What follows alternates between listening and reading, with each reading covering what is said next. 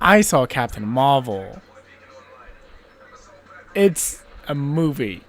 Alright, so my name is Insane Raven. I'm back with another episode of IO Reviews.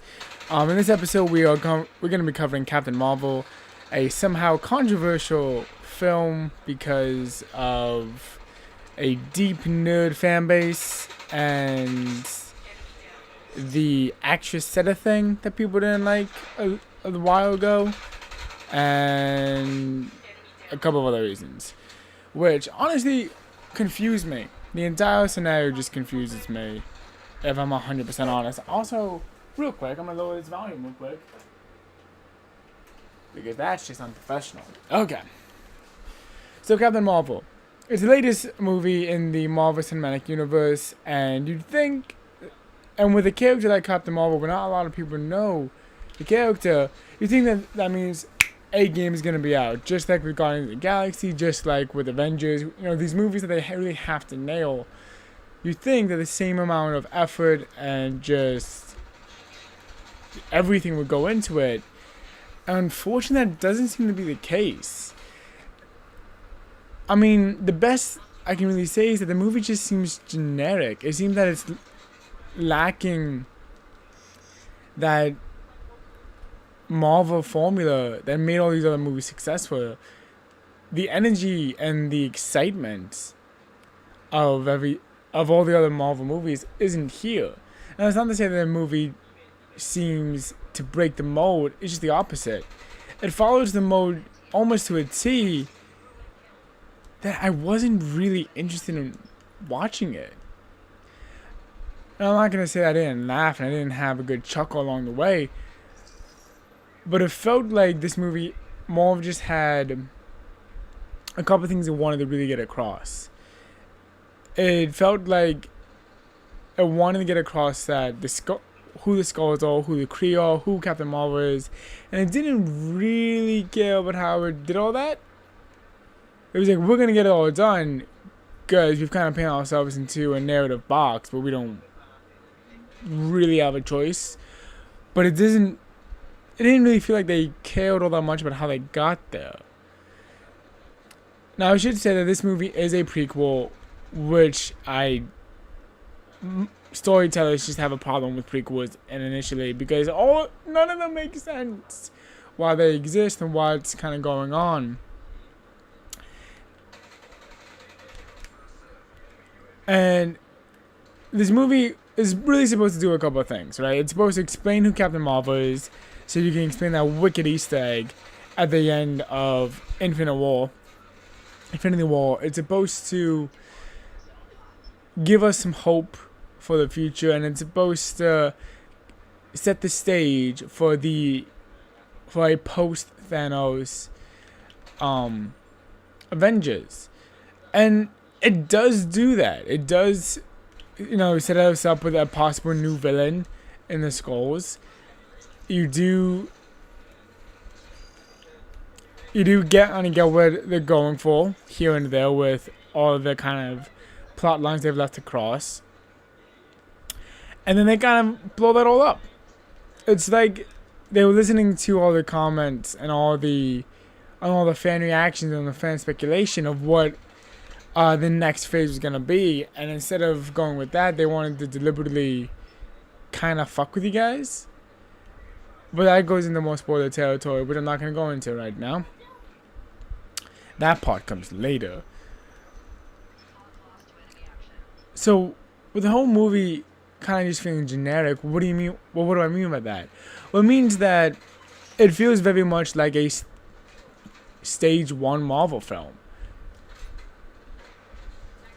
And I don't mean that in the way that Ant-Man did, in almost a new and refreshing way. I mean that in a, we just need to get this character out here. The villain's going to have similar powers to the hero, and it's going to go into this roundabout cycle of, well, anyone could be the villain and anyone could be the hero, had just a couple choices gone the other way. Which, typically, I'd be like, alright, cool. I'm okay with that. But now we've seen that how many times now? In this one franchise, it gets tired and overused. to the point where I really don't want to see that ever again in a Marvel property at all. So with not only that being a huge problem for me, what else did I struggle with in the movie? Well, Marvel movies are known to have this quick wit and this snappy delivery and a continual stream of just jokes. And none of that's here. And now, am I saying that they can't make a serious Marvel movie? No, what I'm saying. It just felt like they were going for that a lot of the times with this dry humor, with this out of character humor. But at least for me, a lot of the jokes came across as just lazy and as being said because they need to be said versus something that adds to the script and adds to whatever. You know? So the whole story goes around the Evil Skull and the intergalactic war back in 1995. We get to see Coulson being a freshly new agent in S.H.I.E.L.D. and we see Fury just as Agent Fury. And everyone's kind of walking around doing their thing. And we're learning about the Skull, we're learning about who Captain Marvel is, or as her actual name is, Buzz, and going on all these different adventures, trying to save planet Earth from the Skull invasion. And, you know, it does what it's supposed to. You get across these almost nostalgia-filled lenses of Agent Coulson coming back in. It's a prequel. What were you expecting? You get these moments of like, oh, I remember what a blockbuster looked like, and all these other things where these Marvel things would have just been coming into light. There's even, which was most heartwarming, a Stan Lee cameo, which I didn't think there were going to be any more Stan Lee cameos. But the fact that one is here and he's reading the script for Mallrats is really great. And the fact that, you know, Captain Marvel gives him a little smile, I mean, like, oh, you're just a sweet old man, is honestly really touching. This point in the game. But a lot of the movie just feels so generic. And it almost feels like it comes from a Fantastic Four, Rise of the Silver Surfer, age of superhero movies, and it's disappointing. I wasn't expecting a out of my socks movie experience. That's not fair. But I also wasn't expecting to be completely disappointed like I was either. When, you know, they're making all these jokes and they're making all these, like, whatever, just to make them. The funniest joke was about a cat. And that's about it. I got jokes out of a cat. Which, if I wanted to see jokes out of a cat, I would have just gone to YouTube and watched some cat videos and laughed with some cats. Like, I didn't really need to go sit through this movie to go get some cat jokes. And it's disappointing. You know, at this point, Marvel has shown that it can make really good movies. Movies that I'm even excited to see, and this just wasn't one of them.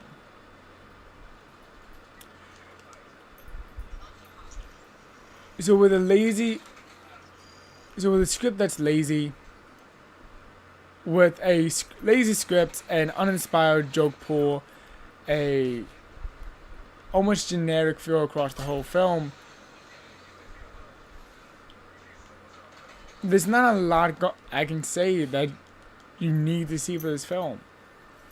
I mean, the best thing about this film is the end credits scene. And I genuinely mean this, is the end credits scene that you can probably go see online by now.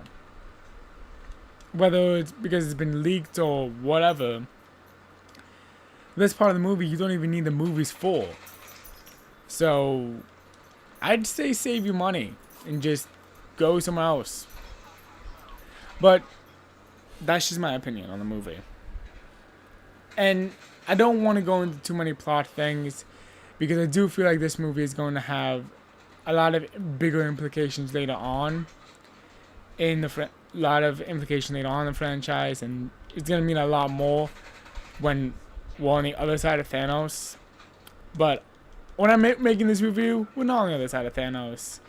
We're halfway through Thanos. So I gotta judge it here. And at this point in the game, I'd say it's not worth it.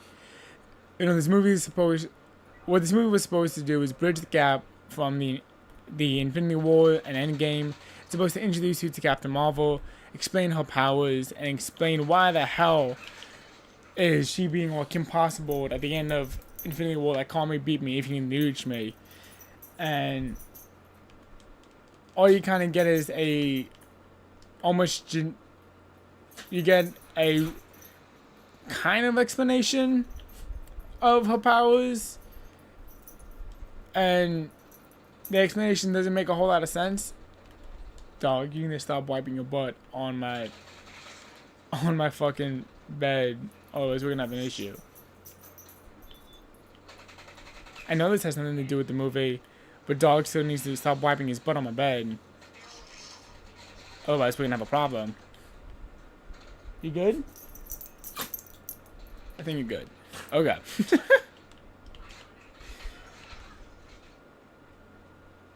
That wasn't nice. And we do get an explanation. You do learn what our powers are, but it ends up leaving more questions than answers. And I'll go into that more into the spoiler part of this video. It's just, so that doesn't really come through. I'm not entirely sure what their plan is, because this movie is supposed to lead us to post Thanos, and I am very confused as to what the fuck that looks like now, almost more than ever. You need to not bark right now. I'm making a video. I know. You want to come on my lap? Come on my lap. Here. There you go. Here. Calm it down. I have a dog in my lap now. Which I'm more confused about that than ever. Like, the only thing I really get out of this entire film is why the pager was there. And that's about it. There's nothing more than I need than about that. I could have gotten that out of a short film. You know? Like, I feel like this movie kind of suffers from the having way too much to kind of need to get done in a short amount of time. It's a classic Batman BVS syndrome, and it's disappointing.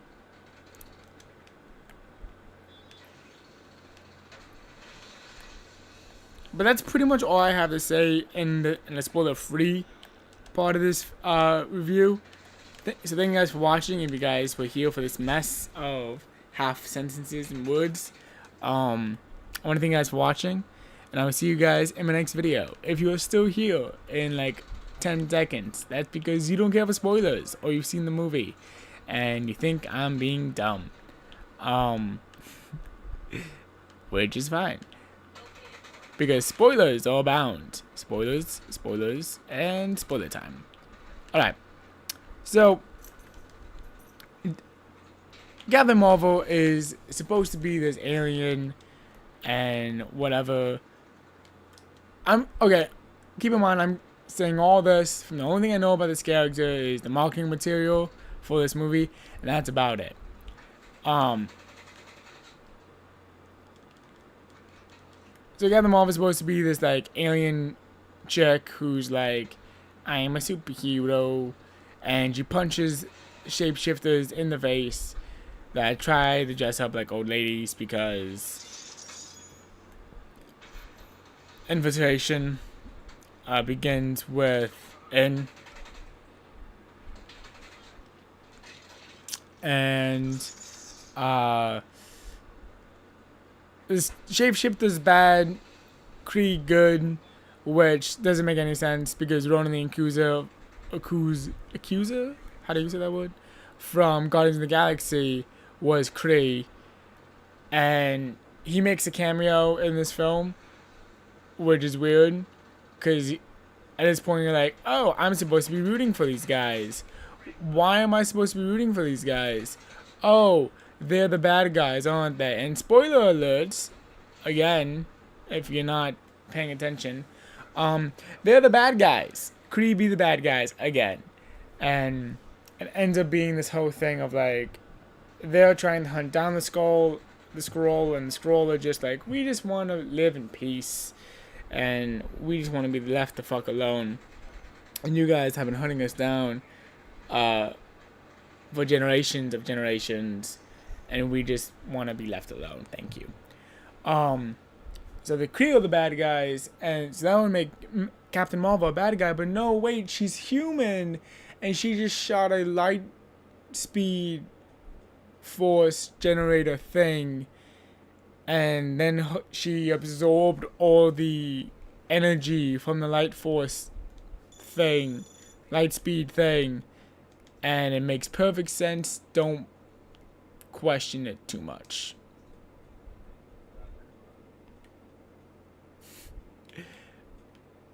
Like I said, it makes no fucking sense. And the more you try to unravel all this, the less it makes sense. So the Tesseract comes back in because that's a stage 1 like item that we needed, if you've ever heard of one. And the Tesseract gets used, and it's like, oh, this is the energy force for everything that we need. Which, if someone can explain to me what the fuck the Tesseract actually is at this point, because I thought it was a Mind Stone, but now this is being used as an energy force, and I'm confused. I'm just confused.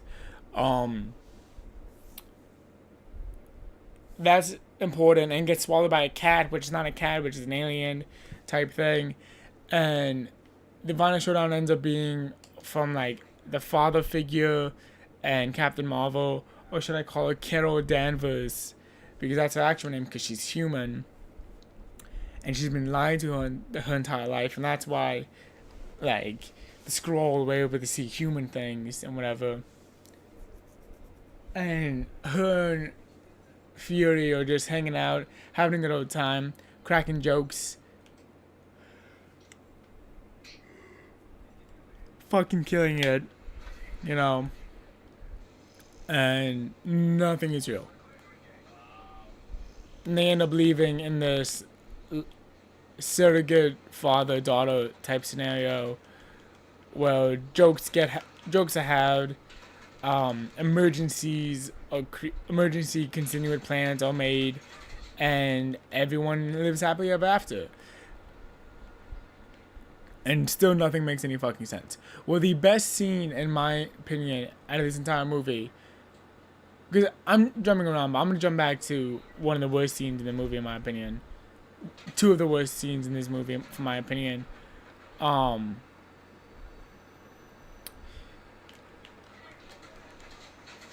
So one of them is the end credits scene.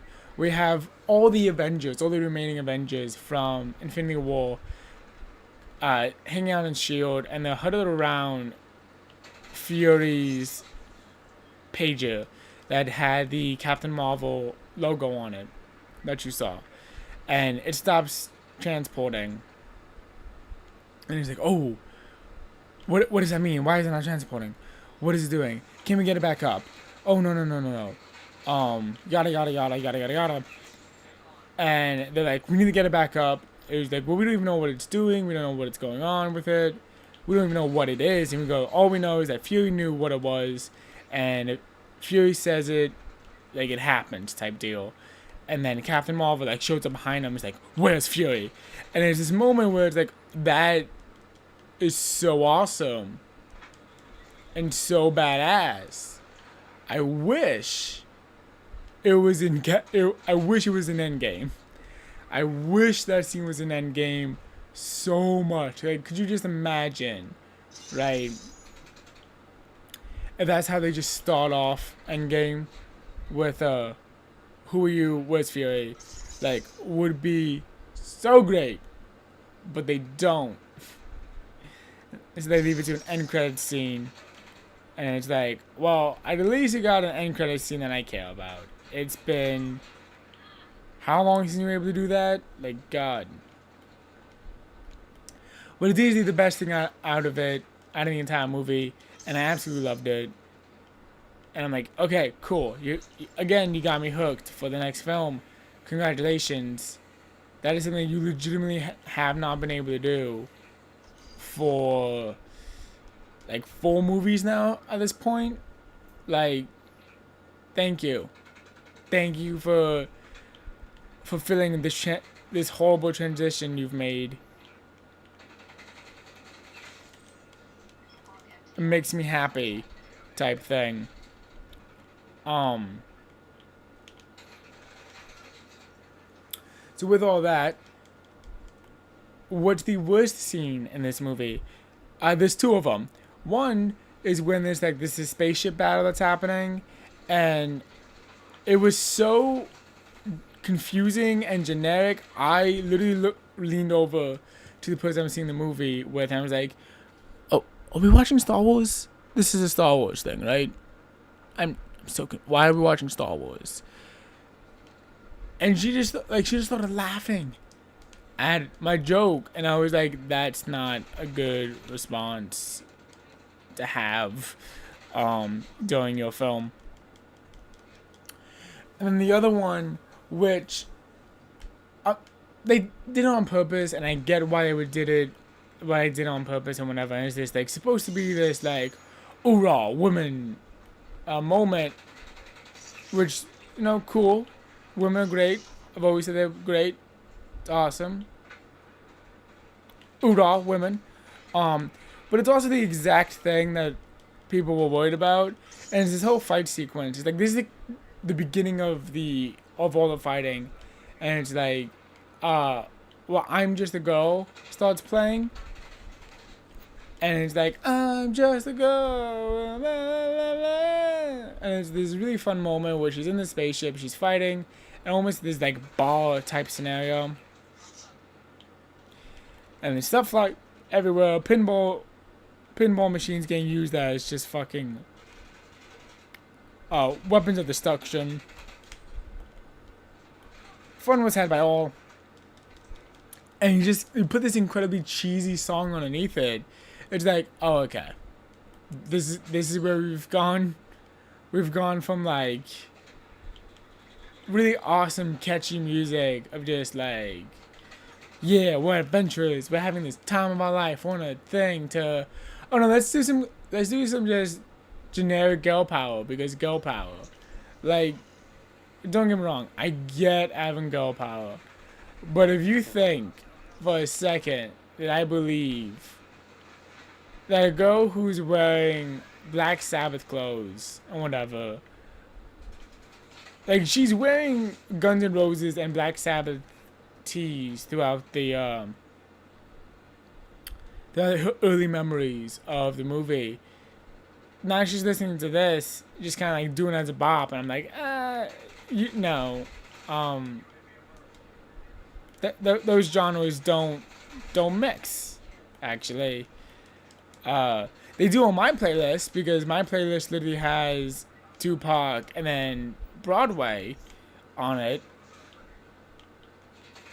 But if I'm giving credence to your thing, that might be the wrong thing. You might have gone too off into the weird, you know? But I don't know. It seems like the movie ends up, in my opinion, coming across as generic and pandering. And that's really the best I can give it. Like, it seems like they just made this movie because they knew they could, rather than it was something they genuinely wanted to make. And it just falls flat. If you guys saw Captain Marvel over the spring break, or over your break, or over your whatever, or on opening night, let me know what you thought about it on the comment section down below. If there's a movie you want me to go see and review next, let me know in the comment section down below.